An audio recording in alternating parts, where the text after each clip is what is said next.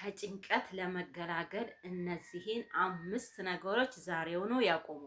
አሰላሙ አለይኩም ወራህመቱላሂ ወበረካቱ። ውድና የተከበራችሁ ውድ ቤተሰቦቼ እንዴት ናችሁ? እንኳን ወደ ቻናሌ በሰላም መጣችሁ። እህቶቼ ብዙዎቻችን እንጨናነቃለን። ስለዚህ ዛሬ ደግሞ ከጭንቀት የምትገላገሉበትን ነገር 5 ነገሮች ይዤ መጥቻለሁ። እነዚህን ተግብሯቸው ኢንሻአላህ ከአላህ ጋር ትገላገላላችሁ ብዬ አስባለሁኝ። ግን አቆሟቸው፣ ተዋቸው። ያንን ነገር አለማድረግ ጥሩ ነው ብዬ አስባለሁኝ። ብዙዎቻችን በአረብ ሀገር ስንኖር በጣም እንጨናነቃን። ኢትዮጵያ ከሚኖር አረብ ሀገር መኖር ለጭንቀት የሚዳርገን ሁላችንም ብዙዎች አሉን ሲጀመር ማለት ነው። እና በተለይ እንደዚህ ብዙ አመት የኖሩ ሳይሆን አዲስ ሂደን ስንመጣ በጣም ነው የምንጨናነቀው። 2 አመት ከ2 አመት ወደዚህ በደንብ ሳንሰራ የምንመለሳለን። ስለዚህ እነዚህን በማሰብ ነውና ብዬ 5 ነገሮች ጽፌያለሁ። እነዚህን ልንገራችሁ እህቶቼ፣ ላይክ እያደረጋችሁ ቪዲዮን ጀምሩልኝ። በመጀመሪያ እንግዲህ የምንጨናነቀው ትላንትናን እያሰብን ነው ማለት ነው። ትላንትና ይሄንን አረጌው በሆነ ይሄንን ሰርቼው በሆነ በቃ ስለ ትላንትና ስላሳለፍ ነው። እስቲ ሁላችሁም ይሄን ቻናል አሁን የምትመለከቱኝ እህቶች፣ ወንድሞች ማለት ነው፣ እስኪ ትላንትና የሰራችሁ ስህተት ስንት ነው? እኔ ልንገራችሁ፣ በጣም ብዙ ነገሮችን ስህተት ሰርቻለሁ። በጣም ማለት ነው። እውነቴን ነው ማለት ተቆጥሮ የማያልቅ ለቤተሰቦች ያላደረኩት ስህተት አለኝ። በቃ ልጅነት ኑሮኝ በጣም ብዙ ነገሮች በቃ ስህተት የሰራሁት አለ በጣም ማለት ነው። ግን ማድረግ የለብኝም ብዬ ነበር ዛሬ የምጨናነቀው ማለት ነው። ግን መርሳት አለብኝ። ለምን አይጠቅመኝማ፣ አሳልፌዋለሁ። ድሮውኑ አልፏል። በዛን ሰዓት ግን ባረገው ኑሮ ለኔ የሚጠቅም ነበር ወይ ለሰው ይጠቅም ነበር ማለት ነው። እና እስኪ ስንቶቻችሁ ናችሁ ትላንትን እያሰባችሁ የምትጨናነቁት ማለት ነው እህቶቼና? የትላንት መጨነቅ የነገን ወርቃማ ቀናችንን ያጠፋብናል። ስለዚህ መጨናነቅ የለብንም እህቶቼ፣ እና አትጨናነቁ። ትላንትን እያሰባችሁ ይሄንን ባላደረኩ ኑሮ ምነው ትቼው በሆን በቃ ይሄን አድርጌ፣ ወይም ብዙዎቻችን አለን ደግሞ የሆነ ያለ አይደለ፣ ወይም አፍቅረን ሊሆን ይችላል። ያንን ሰው እኮ እንደዚህ ማፍቀር የለብኝም ነበር፣ ወይም በቃ እሱን ማግባት የለብኝም ነበር፣ በትዳር በኩል ማለት ነው። በቃ እሱን ባላገባሁ እኮ እከሌ እኮ ተይት ይለኝ፣ ቤተሰብ እኮ እሱ አይሆንሽም፣ እሱ ጋር በቃ እንደዚህ ነገር አትጀምሪ ሲለኝ ምነው ቤተሰብን ሰምቼ በሆነ፣ ወይም አረብ ሀገር ሂጅ እንደሆነ በቃ አረብ ሀገር ባልሄድኩ ኖሮ፣ ወይም አረብ ሀገር ሲሄድ ሌላ ሀገር ሂጅ በሆነ። በቃ ብዙ ነገር አለ። ከቤት ቤት እንቀይር ደግሞ ሌላ ቤት ያለች ሌላ መዳም ትሻል ነበረች፣ እኛት የባሰኝ ናት፣ ምነው እዛው ቁጭ ብዬ በሆነ። ስለዚህ በሆነ የሚል ነገር ለኛ ወርቃማ ቀናችንን ይገልብናልና የትላንትናውን ጥርግ እያደረግን እያጠፋን የነገውን ብቻ ማሰብ አለብን እህቶቼ። እና ይህንም በአንደኛ ደረጃ ይዤ መጥቻለሁ ማለት ነው። የሁለተኛን ደግሞ ነገን አስቀድሞ አለመጨነቅ። በቃ ነገ ስለሚመጣው ነገር ለምሳሌ ኢትዮጵያ ነገ በቃ ተነገ ወዲያ ወይም የዛሬ ሳምንት የዛሬ ወር ኢትዮጵያ ገባለሁ ብዬ ልሰብ። ስለዚህ ኢትዮጵያ ስገባ ምንድን ነው የማደርገው? በመጀመሪያ ምን ማድረግ አለብኝ? ገባችሁ? ምን ማድረግ አለብኝ? ወይ በጣም ብዙ የሚያስጨንቁኝ ነገሮች አሉኝ። ቢያንስ ከአረብ ሀገር ወደ ኢትዮጵያ ስንገባ የምንናፍቃቸው ቤተሰቦች አሉን፣ ባሎች ይኖሩናል፣ ገና ፍቅረኛሞች ወሬ ያለን ሰዎች ይኖራሉ። ለሱ ምን ላድርግለት? ምን ላልብሰው? ምን ስጦታ ይችላል? በጣም በብዙ ነገሮች ደግሞ እዛ ሁኔ ወይም እዚህ ሁኔ ተጣልቸው ሊሄድ ይችላለሁ። ምን ይላል እዛ ተጣልተን ወይም እዚሁ ሊመጣ በቃ ልንገናኝ ነው። ስለነገው በቃ እንደዚህ ማድረግ አለብኝ። በቃ ያኔ የዛሬውን እያጠፋው ስለነገ መጨነቅ ማለት ነው። ስለዚህ ነገን አስቀድሞ አለመጨነቅ በቃ ባጭሩ ማለት ነው። ነገም ማስቀደም የለብንም። የነገው ነገ ይወልደዋል። በቃ እንግዲህ ያለው አለ ብላችሁ እሱ የቀደረ እኮ አይቀርም። እሱ ፈቅዶታል፣ የወደፊቱን ፈቅዶታል ብዬ መደምደም አለብኝ። ስለነገ ማሰብ የለብኝም። በሁለተኛ ደረጃ ይዤላችሁ መጥቻለሁኝ። እስኪ በማንኛው ነው እናንተ የምትጨናነቁት ማለት ነው?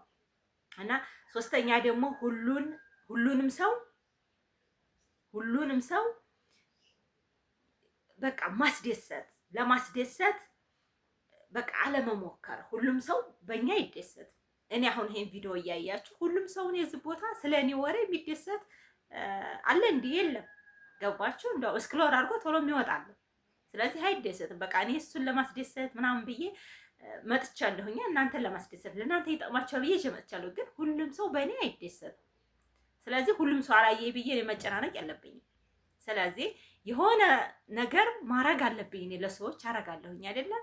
ስለዚህ እነዛ ሰዎች በእኔ መደሰት አለባቸው። ሁሉንም ሰው ቤተሰብም ይሁን የባለ ቤተሰብም የኔ ቤተሰብም ሌላ ቤተሰቦች እነሱን በቃ ማስደሰት ሁሌ በቃ ማስደሰት አልችልም። እኔ ብር አይደለም ሁሉንም ሰው ማስደስተው። ብር ሲያገኝ ነው ሁሉም ሰው የሚደሰተው። ገንዘብ ሲያገኝ ነው ወይም ሀብት ሲያገኝ ነው ሁሉም ሰው የሚደሰተው። ስለዚህ እኔ ባረኩለት ነገር ሁሉም ሰው አይደሰትም። የሆነ ነገር ምክር ስመክረው በእኔ የሚደሰት የለም። አንቺ ደግሞ ማነሽ ብሎ በቃ ቶኝም ሄድ ያለ። ስለዚህ ሁሉንም ሰው እናንተ ያንን ማድረግ ያለባችሁን ነገር አድርጉ እንጂ ሁሉም ሰው በእኔ ይደሰታል ብሎ አለማሰብ። ይሄንን ቀናችን ስለሚያጠፋብን ሁሉንም ሰው አስደስታለሁ፣ በእኔ ተጨነቀ፣ በእኔ በቃ እንዲህ ይላል ብለን በቃ ስለ ሰው አለማሰብ ባጭሩ ማለት ነው። ሌላኛው ደግሞ ከሌሎች ጋር አለመወዳደር፣ ራሳችንን ከሌሎች ጋር አለማወዳደር።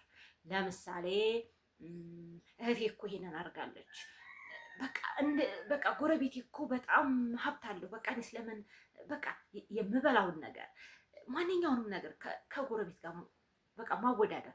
ስለዚህ እየኖርኩኝ ሳይሆን ስለነሱ ነው እኔ መኖሪያ ሰው ማለት ነው። ራሴን እየጎዳሁ ስለነሱ። እነሱ እኮ አያውቁም። እኔ የምጨነቅባቸው ሰዎች እነሱ እየተጨነቁ እንደሆነ ያውቃል እንደ አያውቁም። ስለዚህ ምንድነው ራሴን እየጎዳሁ ነው ያለሁት ማለት ነው።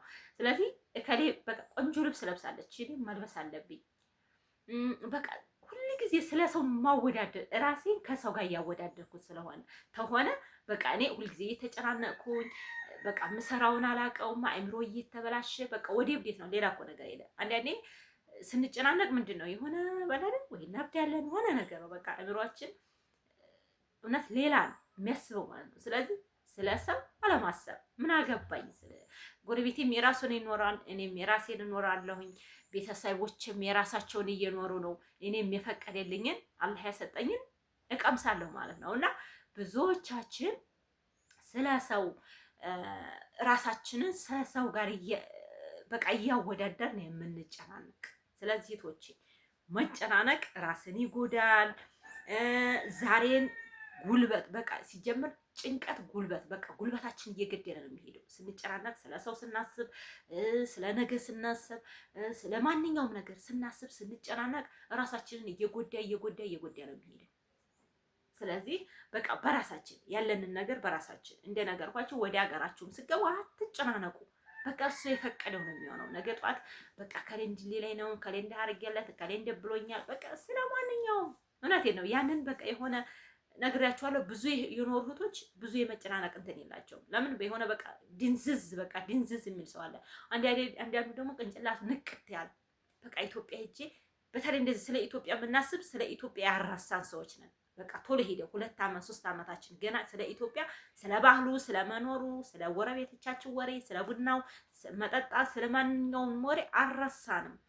እነዛ ሰዎች ነን የምንጨናነቀው ማለት ነው። ስለዚህ ኢትዮጵያ ሲገቡ ያንን ትታችሁትን የሄዳችሁትን ባህል ትታችሁትን የሄዳችሁትን ወግ ባህል ማንኛውንም ምግብ በቃ ኑሮ ያንን ነው ተመልሳችሁ የምትኖሩት።